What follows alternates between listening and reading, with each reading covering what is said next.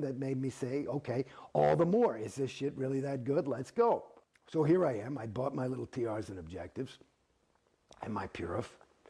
And I said to the supervisor, because now by the time I finished that, it was 11 o'clock at night. And I'm like, okay, well, when do we start? You know, she said, when can you come in to start the course, to finish up?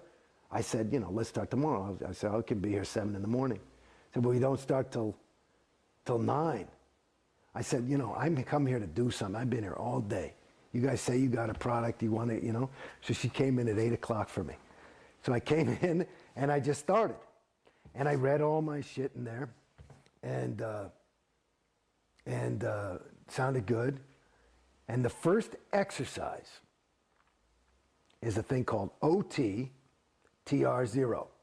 which is basically where you sit 3 feet apart from somebody. You cannot have any thinking mechanism, and you close your eyes and you're totally relaxed, but there's another person 3 feet in front of you doing the exact same thing. And the exercise is to be in communication with that person and your environment. But fully, the key word is confronting, which is, he defines as facing without flinching. So without thinking anything, like if I'm doing it with you, I'm thinking, okay, Mark, he's got that beard and he's probably hiding by. Then I'm flunking, because I'm thinking, instead of just being there, without any thinking. And so I have to be able to be, and you do this, it says, until you get a major stable win. Okay?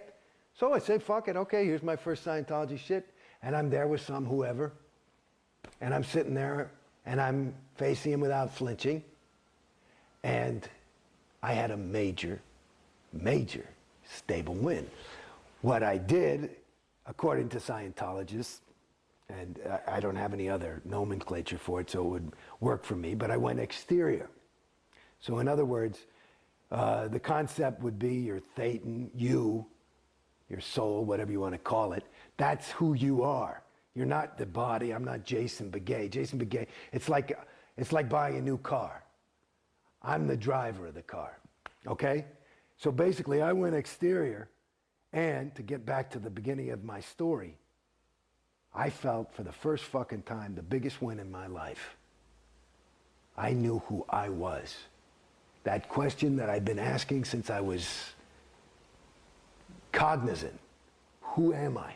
I knew who I was. And this was huge for me. I said, wow. And this is not even that fucking auditing stuff they talk about. This is just some fucking, you know, some thing. Yeah. And I said, shit, that's awesome. So I was blown out of my socks, happy. Like, I was like, oh, so that's who I am. You know, because I knew I wasn't this thing, because I sometimes would have this personality. Sometimes I was a phony. Sometimes I was, you know, you never know if you're real or not, you know? But then there's those moments when, so it's like, who are you? You know, and I could see, I could create effects on people and stuff. This is all this growing up. I mean, it was really interesting. Why would this person like me? You know, I knew why I liked them, but why did they like me? Well, you said back in class that you didn't trust yourself. Why didn't you trust yourself? I didn't know who I was.